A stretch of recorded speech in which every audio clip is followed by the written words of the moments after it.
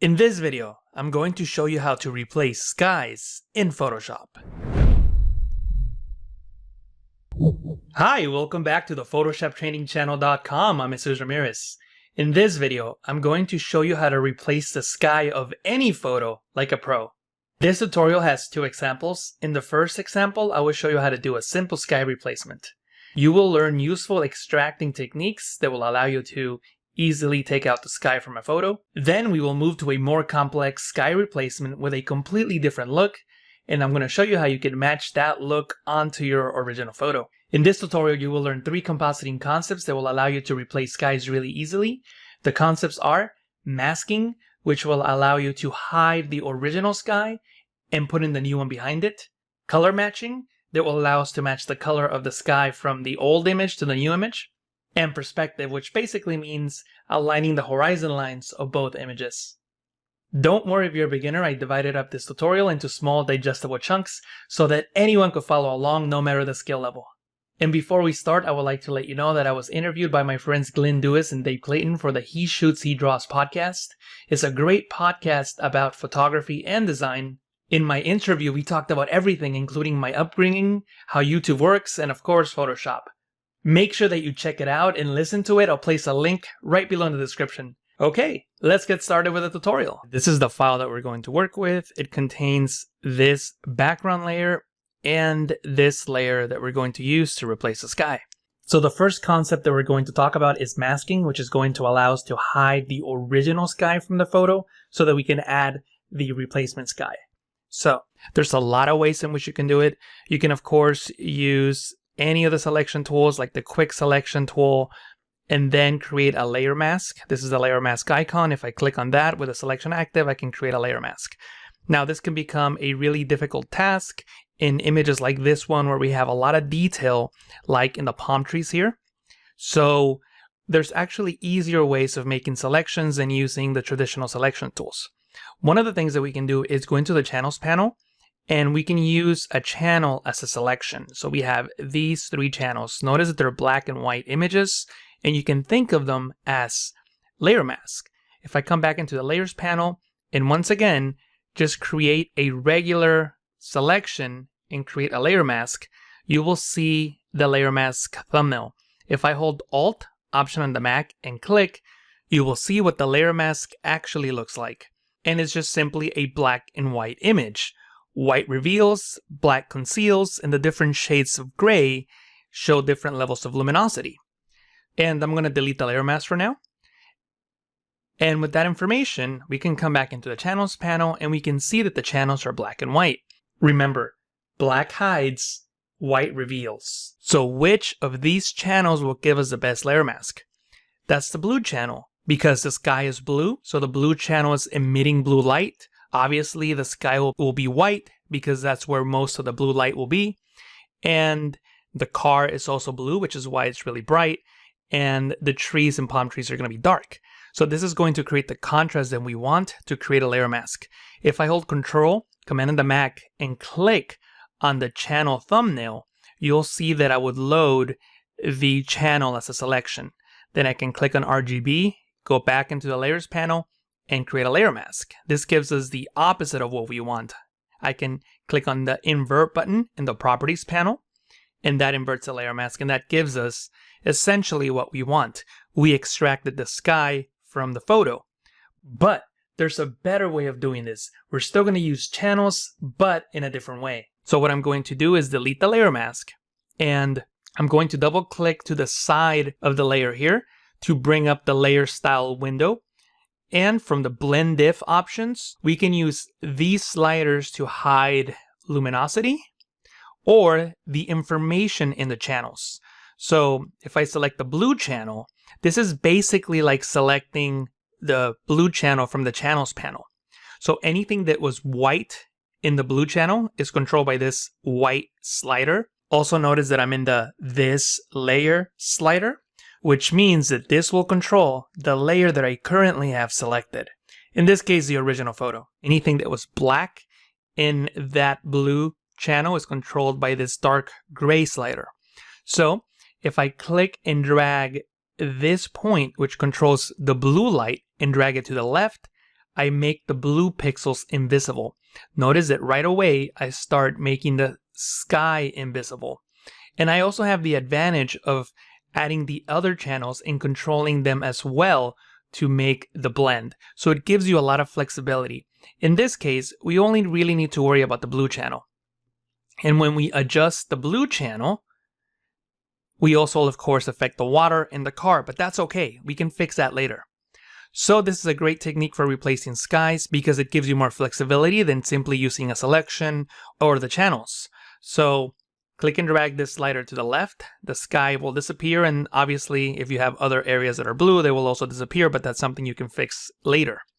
Then you can hold Alt, Option on the Mac, and click on this point to split it in half and spread them away from each other, and that creates a smoother transition between the invisible and visible points.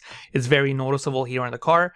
Notice that as I get this point closer to the original point, the transition is much harder. So I want the soft transition, and that really helps out in the palm trees and leaves here. So you can fine tune these sliders as much as you want. You can press OK and then come back and edit it if you need to. Another way of opening the layer style window is by right clicking and selecting blending options, and it comes up again and you can continue adjusting if you need to. But anyway, for now, this is going to work. And if this explanation wasn't enough for you and you want to learn more about how the blend diff sliders work, then check out my crash course on blend diff. I'll place a link right below in the description so you can check it out. I go into a lot of detail on how this tool works, so check it out.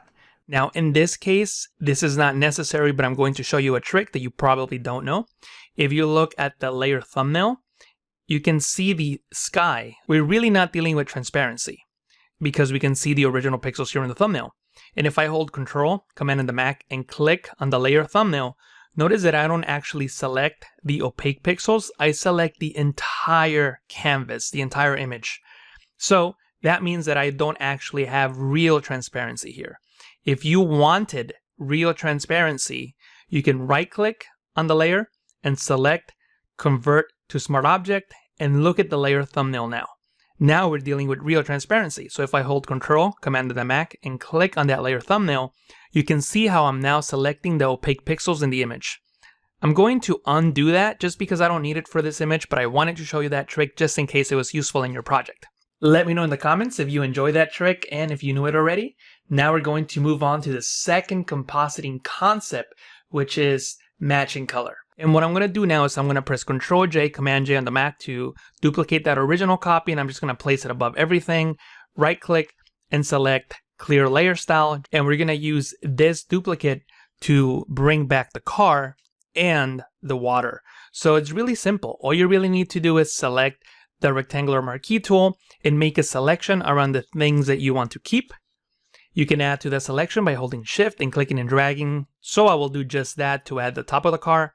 And then I'm going to click on the new layer mask icon and I have a layer mask. And notice how that immediately brings back the car and the water. One thing that you may want to do is blur the edge of the mask so that it's not so sharp. And the easiest way to do that is with the layer mask selected in the layers panel is to go into the properties panel. And from the properties panel, you have this slider titled feather. And we can just use the feather slider to blur it so that it's not so sharp. Then I can double click on the hand tool so that we can see the entire image, and that should look much better. And the great thing about using these techniques is that they are non-destructive, which means that you can always come back and make adjustments if you need to. Just so that we know what's going on, I'll just rename this layer and I'll just call it car and water because that's what this layer is bringing back, the car and the water.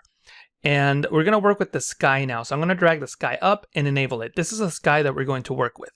When you're working with a sky, just like with any other composite, you have to make sure that the color and lighting of the image match.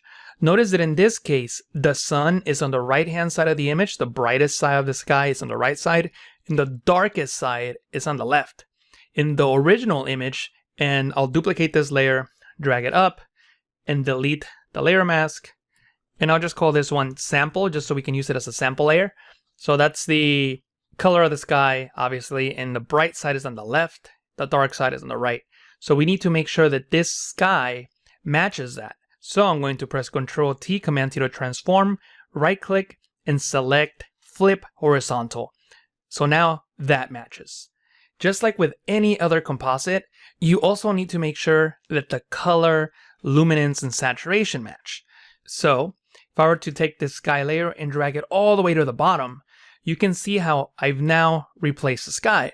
But it doesn't look that realistic because we haven't matched the color of the scene and the brightness of the scene. So you always have to do that even when replacing skies so that the image looks more realistic, especially if at some point you decide to bring in a sky that's completely different, like this sunset sky here. So at the end of the tutorial, I'll show you how to match something like this. But for now, we're going to keep things simple, and we're simply going to work with this sky, and we're going to match it to the original sky so that it matches the scene. So what I'm going to do now is simply click and drag this layer down, and you can already see the difference. See how the original sky is much brighter and it has a different blue? Well, you have to match that. And you can match that by doing many different things. But in this case, we're just going to keep things simple. And I'm going to create a levels adjustment layer. And I'm going to click on this icon to clip it to the layer below, which means that this adjustment layer will only control the sky and nothing else in the scene. So the first thing I'm going to do is show you something. If I make a extreme adjustment like this one, you'll notice that I changed the luminosity of the image, but I've also changed the saturation.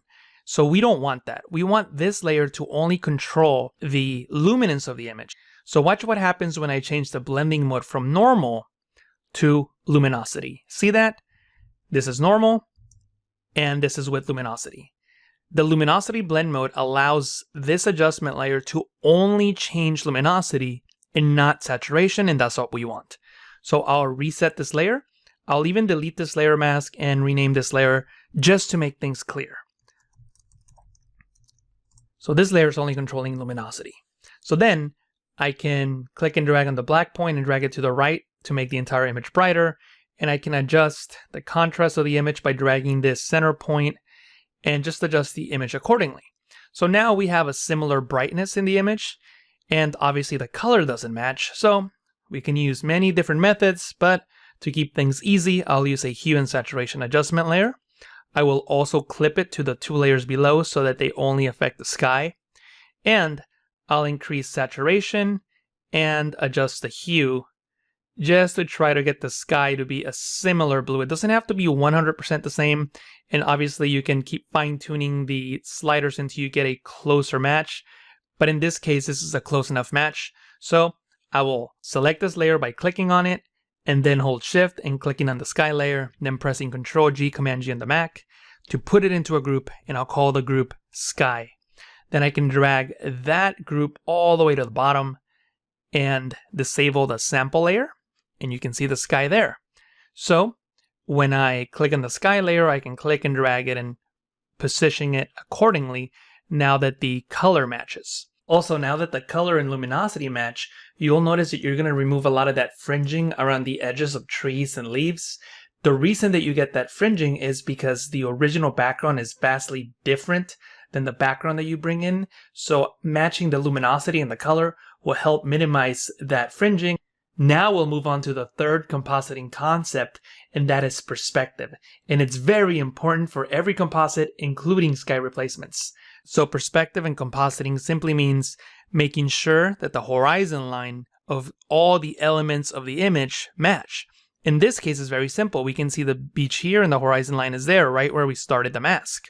So with this sky that we're bringing in, you can see that the horizon line is right about here, right in between these yellow flowers and the tree line. And we can simply click and drag that right about there, and now the perspective matches. So the scene is more realistic. If we didn't match the perspective and drag the clouds all the way down here, the scene doesn't look as real. You can sort of see that these clouds are going into the water there and it doesn't look very realistic. That's because the perspective doesn't match. So always make sure that the perspective matches. And if the horizon line is not this obvious in your image, just think about it this way. Where does the ground plane meet the sky? And that's where the horizon line is. If the horizon line and perspective still confuse you, no worries, I have a tutorial just about how perspective works with compositing.